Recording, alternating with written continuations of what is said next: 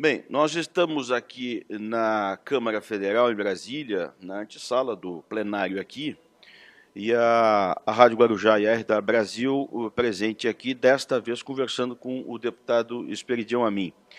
Deputado, nós acompanhamos ontem aqui, à meia-noite, os deputados estavam aqui, e eu vi que houve choro de alegria e de tristeza. Faça um resumo. Eu sei que o dia inteiro resumir não é fácil, né? Mas enfim. Geralmente, quando se vota, tem os que comemoram. O resultado é comemoração de alguns, tristeza de outros. O de ontem foi muito animado. Eu acho que você não acompanhou o final da manhã? Não. Quando tivemos a primeira tentativa de votação da chamada Lei da Palmada, inclusive com a presença da Xuxa. De manhã houve o problema, né, na comissão. Inclusive com a presença da Xuxa, da ministra Ideli. Lembraram do filme, foi uma confusão danada. Quem se bota na chuva é como campanha eleitoral. A eleição é um pau de sebo. Lembra do pau de sebo? O sujeito ia subindo e ia mostrando os fundilhos. Então, quem vai para a Xuxa tem que se molhar, né? Quem vai para a Xuxa se molha. Eu não acho nem desagradável isso, eu acho que isso faz parte da vida pública. A verdade que houve foi o seguinte: você apresenta uma pessoa como sendo a rainha dos baixinhos, como sendo a amiga das crianças. Nada impede que alguém mostre, né, um antecedente que, pelo menos, mostra que nem sempre foi assim. Então, eu acho que isso é uma coisa cristã também. Todos nós podemos pecar, todos nós podemos corrigir. O pior é esconder. Quando Cristo disse, confessai-vos uns aos outros, você não pense que aquilo que você escondeu no armário não vai aparecer. Vai aparecer, e também não é um pecado definitivo, porque, pelo menos nós cristãos, e de um modo geral todas as religiões, admite que o homem erra. E nada impede que, tendo errado, não acerte. E também nada impede que a pessoa que sempre acertou, erre. Até os psicólogos hoje falam disso. Estou terminando um livro, Efeito Lúcifer. Como as pessoas boas podem se tornar más. Isso que aconteceu no Recife. Aquelas pessoas todas que roubaram centenas de eletrodomésticos nas lojas. Vamos supor que tenham sido 500 pessoas. Quantas já tinham feito isso antes? E quantas se arrependeram? E até devolveram. Os estádios de futebol são pródigos nisso. Então, nós temos que estar habituados a isso. Coletivo. Então, nós tivemos nessa votação da Lei da Palmada, esse episódio, e muito... O senhor está bem diversificado nas leituras, hein? Eu, no avião da outra vez, eu vi que o senhor estava lendo 1889, né? Isso faz tempo, né? Aliás, dia 4 de junho, eu espero já ter chegado da viagem que eu faço à Alemanha entre 31 de maio e 3 de junho, participar de um seminário em nome da Câmara, um seminário muito importante sobre mobilidade urbana. E eu vou participar, no dia 4 à noite, de um clube de leitura aqui de Brasília, com o Laurentino Gomes, 1808, 1822 e 1889. Com um detalhe, confere aí, páginas 118 e 119 do livro 1808, conta a história do particular que o Lord Strangford pediu para o príncipe regente, Dom João, ainda era príncipe. Antes de ele fugir de Lisboa, ele pediu 3 coisas. Para não bombardear a cidade, para proteger a frota da fuga, né? Particularzinho, aquele teu eleitor que diz, eu sempre votei no senhor, sempre fui seu ouvinte, mas agora eu queria um particular.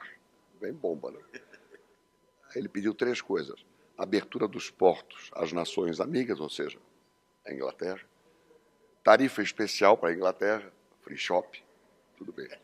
E pediu um porto seguro no Brasil para que a frota inglesa pudesse proteger o mundo do Napoleão Bonaparte. Sabe o que era o pedido?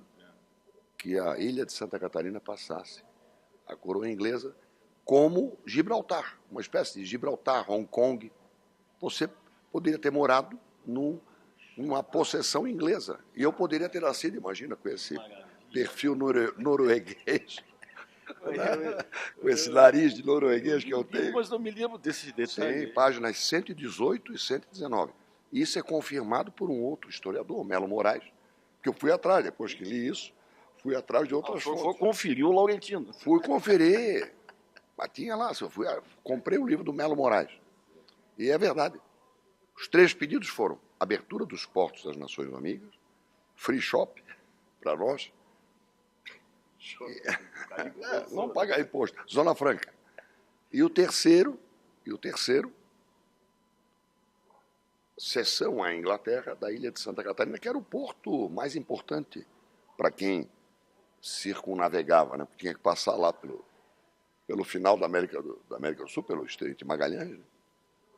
O Dom Pedro II, o Dom João cumpriu os 2 pedidos em Salvador, antes de chegar ao Rio de Janeiro. O inglês cobrou à vista.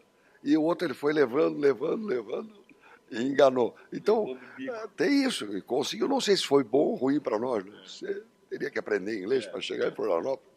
Nós íamos ser, cá para nós, a manezada ia ser muito boçal, né? É verdade. Bom, então tivemos isso. Foi uma coisa que se estendeu até a noite, que houve um acordo, foi retirada da lei a expressão sofrimento em geral, e sim, somente sofrimento físico, para justificar a lei. E a verdade é a seguinte, a lei apenas especifica o que já existe. Né?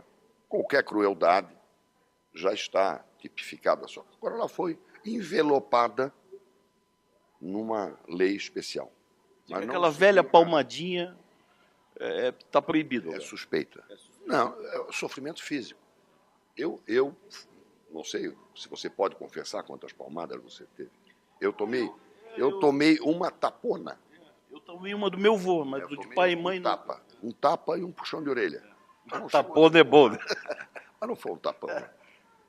Na minha história de vida, eu tomei um tapa pequenininho e um puxão de orelha. Eu tomei alguns tapas fora de casa, mas dentro de casa... Eu estou falando de casa. Fora de casa a gente não confessa, né? Não conta, né? Eu sou tomada o tapa da sogra, alguém vai confessar? É verdade. São crimes que você guarda, né? Não denuncia. Mas então tivemos isso. Mas foi aprovada a lei, né? Segue para o Senado agora, né? Foi aprovada a redação final. Segue para a sanção, né? Não. Eu te confesso que eu acho que tem que ir para o Senado. Eu acho que eu li agora há pouco de manhã que vai a sanção. Mas, enfim, não tenho certeza. Mas como foi um projeto que foi enviado pela Presidência da República, eu acho que daqui vai para outra casa. Bom, especialmente porque houve uma alteração que não é pequena. Nós podemos aceitar num acordo que seja uma mudança de redação, mas mudou o sentido também. Né? Eu te impor um sofrimento, por exemplo, te obrigar a me escutar cantando durante 3 horas é um sofrimento, mas não é físico. Né? E a mesma música, eu declamar os Lusíadas. Época eleitoral, o horário eleitoral. Há vários sofrimentos que não são físicos. Mas tivemos durante o dia todo uma série de deliberações importantes. E uma que vai dar muita confusão, que foi tomada à noite. Eu, inclusive, em nome do partido, tomei uma posição e até lembrei um fato que eu vivi como prefeito na primeira administração. No Jardim Atlântico havia algumas inundações, né, principalmente por causa inundações que vinham desde o Estreito, passavam pelo Jardim Atlântico e chegavam na rua Eugênio Portela, que é a divisa com São José, no lado norte do nosso município, no continente. E depois fizemos uma obra muito importante lá, que foi o canal da Portela. Mas na rótula do Jardim Atlântico, uma casa foi danificada pela acomodação do terreno. E eu lembro que era um mutuário do BNH, na época, ou seja, seria hoje Sistema Financeiro da Habitação. E para conseguir o dinheiro da indenização daquilo foi um trabalho. Ontem a Câmara aprovou, contra o meu voto, contra o voto do meu partido, que todas as questões que estão na Justiça de mutuários do Sistema Financeiro de Habitação, sistema de habitação do Brasil, passarão agora a ter como litigante a Caixa Econômica Federal, a União. E, portanto, todas as ações, 500 mil, 400 mil, irão para a Justiça Federal. O que vai fazê-las demorar mais ainda, a nosso ver. E vai ficar mais distante, né? E tirou do centro do furacão as seguradoras, né? Que foram as beneficiadas com isso, né? Que é mais grave. Que é mais grave. E o curioso foi ver o PT defender isso. Eu ainda disse, vocês... O projeto partiu do Planalto, né? Do próprio governo. Então, eu acho uma coisa difícil de explicar. Porque no tempo do BNH, você deve se lembrar, as grandes associações comunitárias eram para exigir decisões rápidas. E agora, a não ser que eu me engane com a justiça do mundo, se você federalizar uma ação, quer dizer, passa por uma segunda instância, vai ser mais rápido do que na primeira? Então, o meu projeto que atinge quem mais precisa da justiça, né? Os mais humildes, os que dependem mais de escritórios de advocacia, que não conhecem. Mas isso também deu choro, né? Depois aprovamos uma lei muito importante para os assentamentos. Nós temos em Santa Catarina, até eu me orgulho muito. O próprio deputado do PT me dizia, você, Expedião, é um dos poucos que podem andar nos assentamentos de Santa Catarina. E posso mesmo. Abelardo Luz, lá no Oeste. Nós tratamos isso com humanidade. O Banco da Terra, o crédito fundiário. Então, nós temos uma história nisso. E essa história, de qualquer forma, nós temos que preservar e sempre dando novas oportunidades para aqueles que tenham dificuldade. Eu me orgulho muito que no Banco da Terra e no crédito fundiário, que são projetos dos nossos governos, o número de inadimplentes e o número dos mal-sucedidos é muito baixo. Isso é um conforto para nós. E, finalmente, acompanhei a audiência que o governador teve junto com os parlamentares que puderam ir, Ronaldo Benedetti, Edinho Bejo, José Carlos Vieira, prefeito de Florianópolis, o vice-prefeito e outros companheiros, o Jorginho Melo também.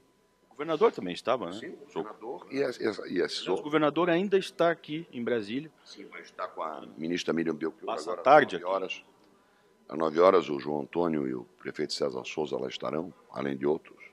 Mas o importante dessa audiência com o general Frache, que é um homem que eu admiro muito, foi, primeiro, anteciparam de 23 para o dia 22 de maio a promessa de decisão do IBAMA de conceder a licença de implantação da quarta faixa do Morro dos Cavalos. Que novela, hein, deputado? Espero que hoje... E é um remendo, né? Porque não é a duplicação, né? Não, é um remendo que vai duplicar, que resulta na duplicação. E convenhamos, é um remendo que está sendo reclamado pelo Ministério Público desde 2009, por uma questão de segurança óbvia e de fluidez do tráfego. Na verdade, isso é uma parte da chantagem.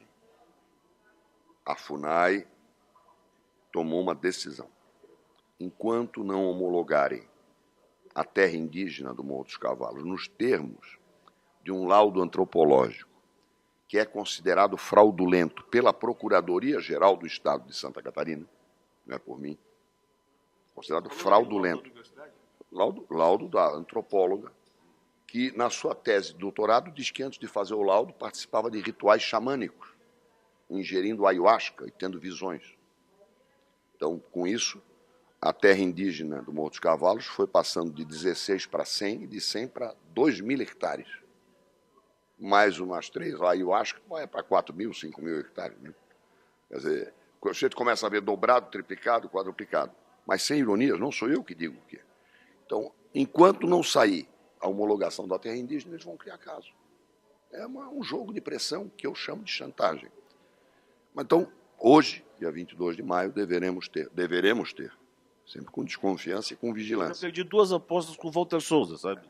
Segundo, trouxe a questão, na presença do prefeito, de que o projeto de duplicação do acesso a Florianópolis, da Via Expressa, lembra bem, é uma obra de 1984, 30 anos. Está subdimensionada. O projeto deveria estar pronto no ano passado. Começou no final do seu governo. Foi inaugurada no meu governo. Foi inaugurada no primeiro governo, em 84, eu era governador. O ministro era Cloraldino Severo. Cloraldino Soares Severo, ministro dos Transportes. Então, o que nós conseguimos, eu acho muito importante, que as prefeituras de Florianópolis e de São José sejam inteiradas dos estudos, não sejam surpreendidas depois com um projeto rodoviário. Não tem nada de rodoviário, é um projeto de interesse metropolitano, interesse para o transporte coletivo. Quer dizer, o desenho, vamos supor que fique dessa largura, o desenho do que vai ter ali, a funcionalidade das 4 faixas para ida e 4 faixas para volta, tem que ser combinada com as prefeituras. O ônibus vai ter canaleta. O deputado, nós temos dificuldade, né, ali em toda aquela região, os 11 municípios, de tratar as coisas como região metropolitana, né? Nós não aprendemos ainda a fazer isso. Nós ampliamos a dificuldade, porque o governo, em 2003, extinguiu a região metropolitana. Agora foi criada. Bom, está sendo recriada, então nós perdemos 11 anos. E dinheiro, inclusive, né? 11 anos é muita coisa. E perdemos muitas verbas. Bancos. Para quê? Vamos ser bem claros. Para criar um comitê eleitoral. Em vez de região metropolitana, foi criada uma secretaria em que o governo nomeia pessoas que o ajudarão numa eleição. Isso que aconteceu nesses 11 anos. Eram cabides de emprego que foram mantidos. Mas isso faz parte da história política. E, finalmente, tenho 2 notícias ainda desta audiência. Compromisso do general Frasch, pessoal comigo, mas também com todos os deputados do fórum, e nos mandar uma nota técnica sobre o elevado de Paulo Lopes, que é uma exigência até do Ministério Público, uma exigência benfazeja do Ministério Público Federal, porque é uma questão de segurança para o município de Paulo Lopes, uma velha reivindicação do deputado Gilson dos Santos, do ex-deputado Gilson dos Santos. Então, são assuntos que foram tratados lá com muita profundidade, até eu diria, e que também justificam um bom fim do dia de ontem. Bom, deputado, vamos entrar na política. E o senhor deu uma deixazinha aí para a gente começar a falar disso. O senhor falou das regionais, das secretarias. Eu, dia desses, acompanhando uma entrevista dada aqui em Brasília pelo governador, ele foi instigado a falar das secretarias e falou bem das secretarias. Disse que elas são um modelo interessante, gastam menos, e ele até disse, olha, eu sou um homem do interior, e eu gosto que o governo esteja lá por inteiro nas secretarias regionais. E defendeu a manutenção dessas secretarias. E vem vindo aí uma coligação, está se pretendendo uma coligação, a manutenção com o PMDB, não sei se inclui o seu partido, ainda há uma enorme discussão a respeito. Mas eu quero saber do senhor como é que o senhor reage a isso no momento em que o PP está no vai e não vai com a coligação que aí está. Primeiro, como dizia o atual governador, nosso amigo Raimundo Colombo, são cabides de empregos exatamente porque são empregos comissionados. Você pode ter o governo perto de você, com a delegacia de polícia, com os engenheiros de carreira do DR antigo, hoje de Infra. Você tem o governo presente com os médicos da Delegacia Regional da Saúde, né? Então, desde o delegado de polícia até o batalhão ou companhia da polícia, você tem a presença do governo, a regional da Casan, da Celeste. Unificar isso tudo, isso nós já tínhamos. Era o colegiado da administração pública do Estado. Agora, além disso, foi colocada uma camada superior, tal secretaria regional, que levou Santa Catarina à curiosa situação de ter 59 secretarias. Além das normais. Não, nenhum estado do Brasil tem isso. Ninguém copiou. Ninguém copiou. Você vai manter uma coisa que não é exemplo para ninguém? Mas é um bom modelo eleitoral. Bom, então, paga com o dinheiro do partido. Para acomodar ex-prefeito, para acomodar a cabo eleitoral. Olha, deputado, só então, essa opinião. Essa observação minha é a observação do Raimundo Colombo I. Agora, se ele está convencido, ele tem todo direito. Qualquer um de nós pode mudar de ideia. Mas mudar de ideia sem nenhum fato que justifique, Só mudou uma coisa. Ele era candidato a governador, agora é governador.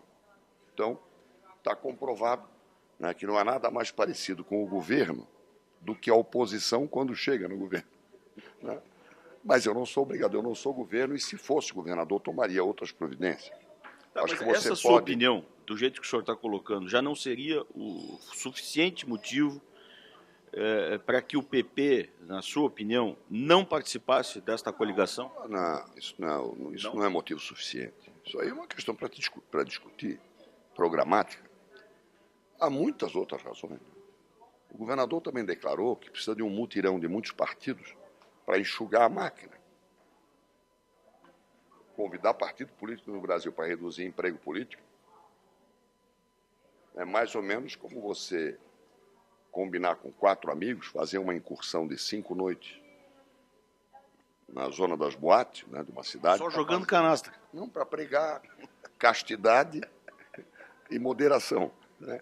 Visitar todas as cachaçarias de uma região pregando abstinência. É uma coisa, não deixa de ser uma atividade apostólica, mas de pouca credibilidade.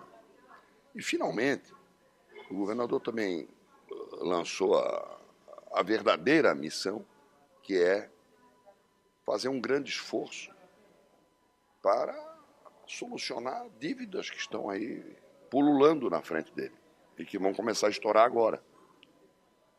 Precatórios, Invesc, 401, Celesc. Velhos assuntos? Não, assuntos antigos, mas que agora tem exatamente dentro da denúncia que eu fiz em junho do ano passado. Faz um ano. São quase 15 bilhões de herança de fraudes financeiras realizadas nos governos do PMDB. Então, nós estamos sendo convidados para sermos parceiros dos representantes dos fraudadores para dar um jeito para o Estado em nome do interesse público. E os fraudadores estão impunes. Passarão, quem sabe, até a nos dar ordens. Ou compõem uma espécie de Serasa, de SPC, Serviço de Proteção ao Crédito, que vai dizer se o Partido Progressista pode ou não pode participar da coligação. É ironia demais, né? Não vai dar certo. Não vai dar certo, é só isso que eu digo. O seu principal adversário, Santa Catarina, disse exatamente isso nessa sua frase final. Não tem como misturar isso. Então, você acaba de dizer... É água com óleo, óleo com água... Você acaba de dizer que nem sempre nós divergimos. É verdade. É verdade. Mas, bom, deputado... Se nós concordamos, você deve suspeitar. Não, é óbvio, né? Na viagem para cá, eu encontrei seu filho, vice-prefeito, e o João comentou talvez uma questão que a gente já suspeitava, a Santa Catarina já meio que discutia já isso, que é aquele presságio que não deu certo. O João mesmo disse que dos 3 em casa, 2 seriam candidatos. Parece que os 3 serão candidatos. Eu deixei de fazer a brincadeira com ele, dizendo: quem é que vai cuidar da Maria? A Maria vai ficar sozinha em Florianópolis. Pois é, eu sei. Mas a gente é do tempo que viu eles nascerem, né? Mas é assim mesmo, a dona Ângela vem vindo aí? Não, eu acho que a minha prioridade, quer dizer, o que está na minha cabeça, eu acho que é um desperdício a Ângela, com o espírito público que tem, com o preparo que ela está se esmerando em aprimorar, deixar de, pelo menos, disputar um cargo para continuar fazendo política. Isso é o que eu acho que seria uma dívida que tanto o João quanto eu teríamos. E eu não sei a que cargo ela pode disputar, porque não sei ainda qual vai ser a coligação.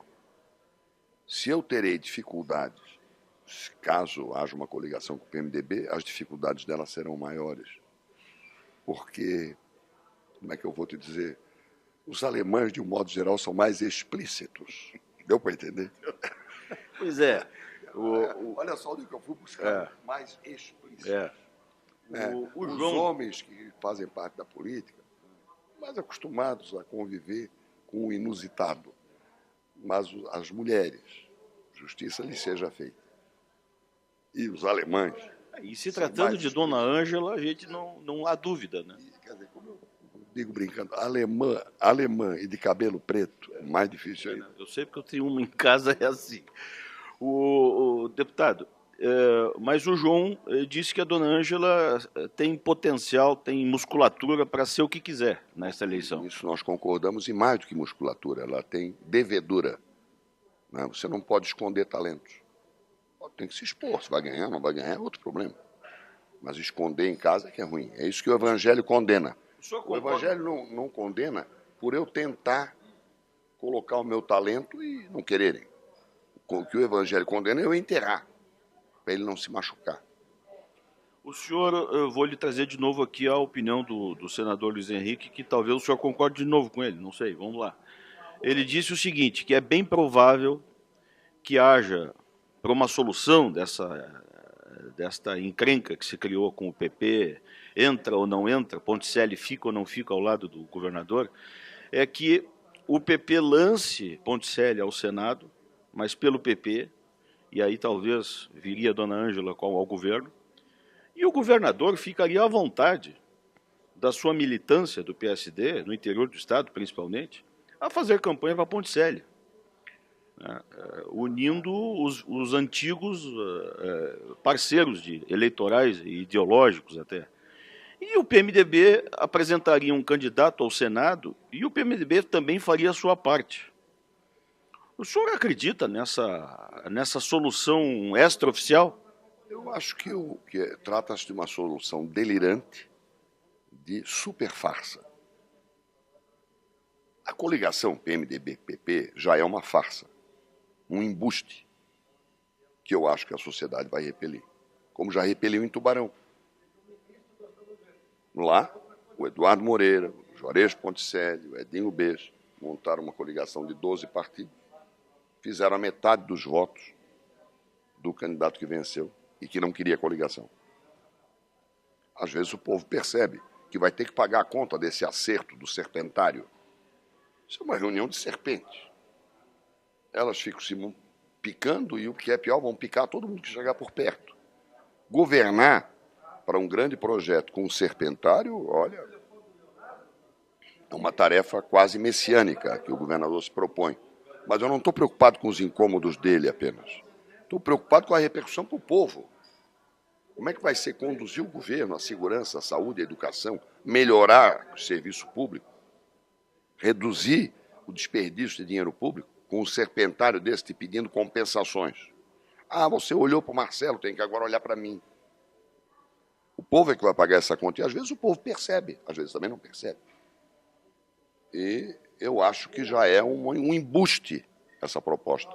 Ah, vamos acertar em nome do problema. Nada disso. Isso é um acerto de conveniência. A melhor disputa que o governador pode ter é pegar o PP, pegar o PMDB e colocar como adversários o PSDB e o PT, que jamais estarão juntos. É só isso. Só que a proposta que você mencionou é uma super farsa. Aí já é para ganhar o Oscar, né? Essa é para ganhar o Oscar. Olha, nós não nos gostamos, mas somos companheiros. Mas eu sou companheiro nessa jornada para te ferrar. E tu não vais querer me ferrar. Então isso é uma farsa, é um embuste. O senhor acha apenas... Qual é a alternativa que o senhor vê? Eu acho que quem fez essa proposta vai ser candidato a governador.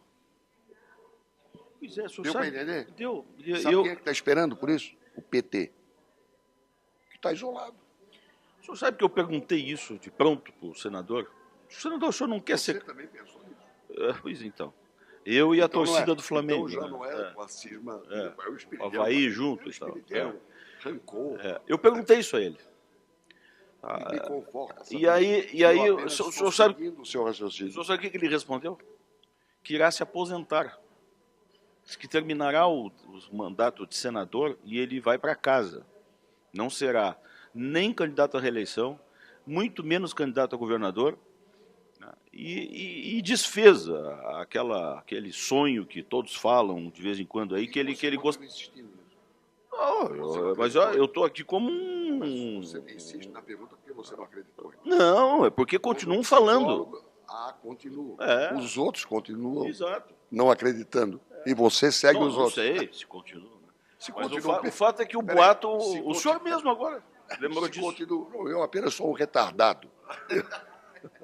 Né? Eu estou dizendo agora o que você já sabia há mais de um mês.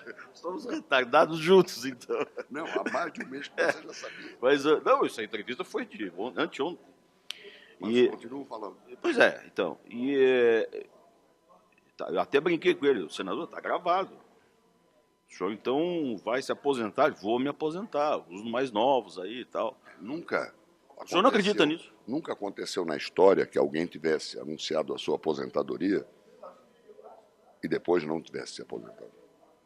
Nunca aconteceu isso.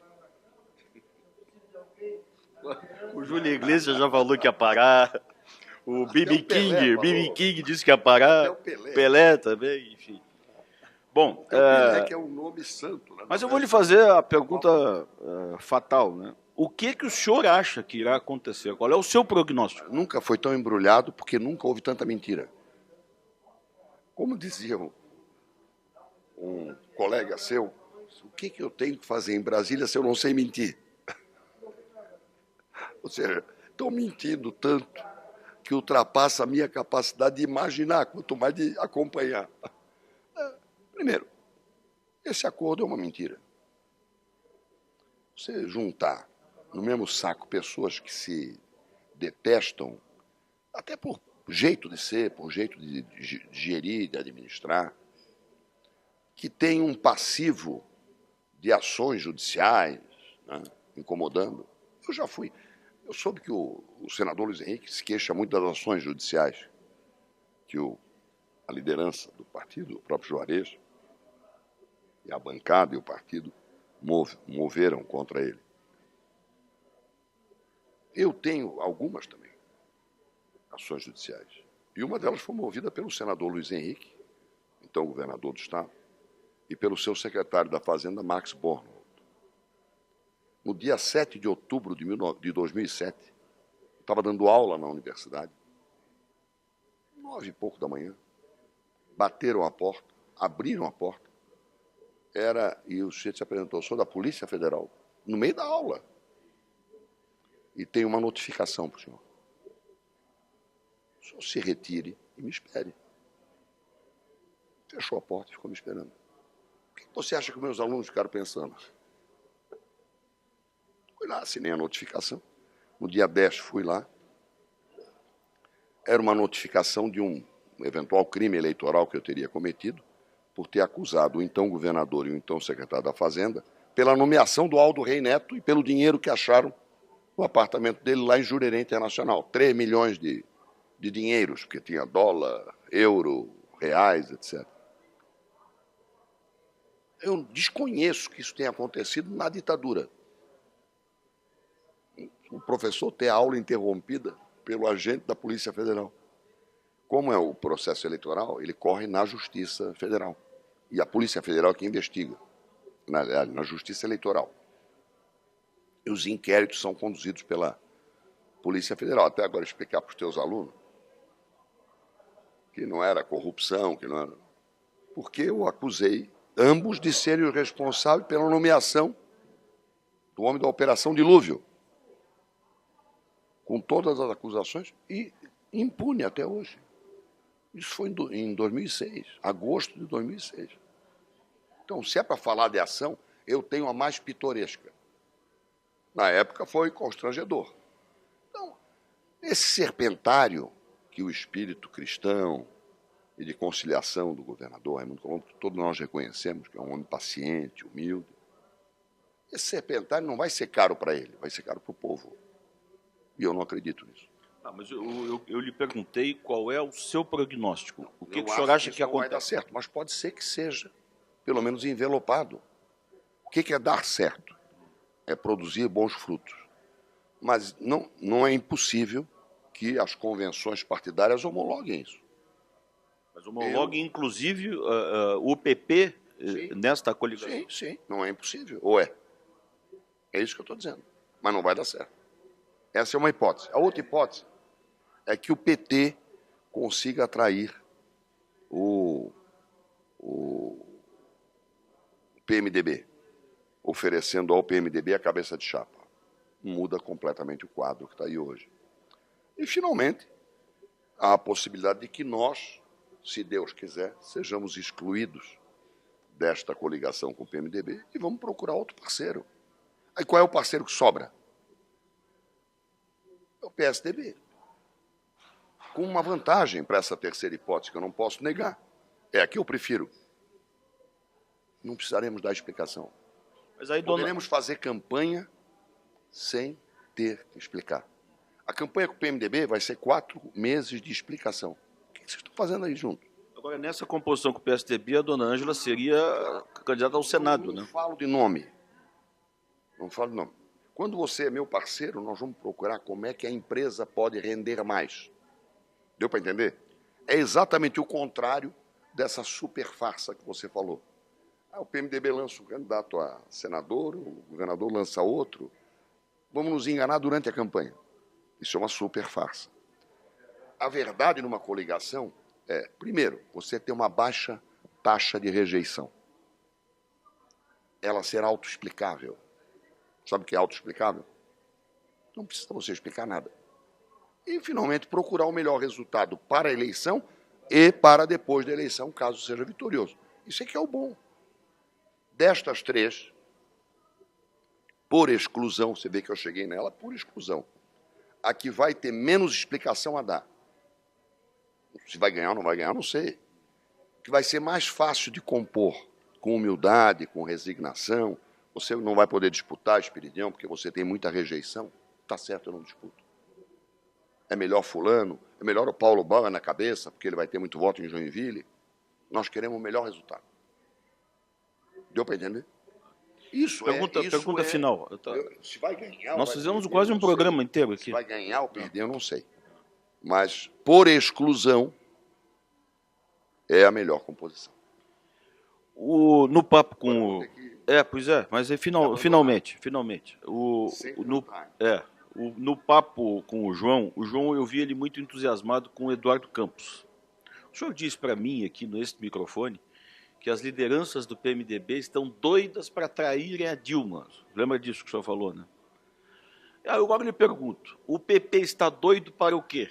Porque o PP até então está com a presidente. Nós não temos candidato a presidente. Cada estado vai tomar a decisão que quiser. O PMDB não, o PMDB tem o vice da Dilma. É diferente. Aí eles vão trair. Mas o PP teve ministro. E daí? Mas nós não temos candidato a presidente nem a vice. No Rio Grande do Sul, você vai pedir para o centro do Rio Grande do Sul para votar na Dilma? Peça para o Tarso Genro. Qual é o seu candidato? O meu, eu vou primeiro resolver a questão do meu partido em Santa Catarina. O senhor não vai me dizer? É claro que vou te dizer. A primeira hipótese é essa, nós vamos ficar livre e o partido vai ter que tomar uma decisão. A segunda, vamos imaginar que o Partido Progressista acertasse com o PT de Santa Catarina, que é uma tese simpática ao Pisolati. Pode ser que o partido aceite. O nosso candidato vai ser a Dilma, né? E a terceira hipótese que eu te falei, qual foi? Se nós acertarmos com o PSDB, quem é? E é a mais fácil, mais simples e com menos explicação. Obrigado. Marcelo, você continua muito perigoso. Eu peço desculpas aos nossos telespectadores de ouvir se eu exagerei. Mas exagerei na verdade. Não, tá certo. Eu exagerei na farsa. O senhor, como sempre, será bem entendido. Obrigado.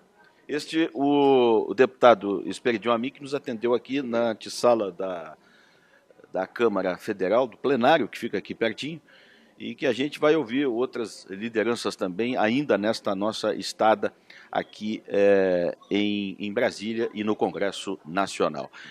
Rádio Guarujá, RW Brasil, jornalismo livre. Até a próxima.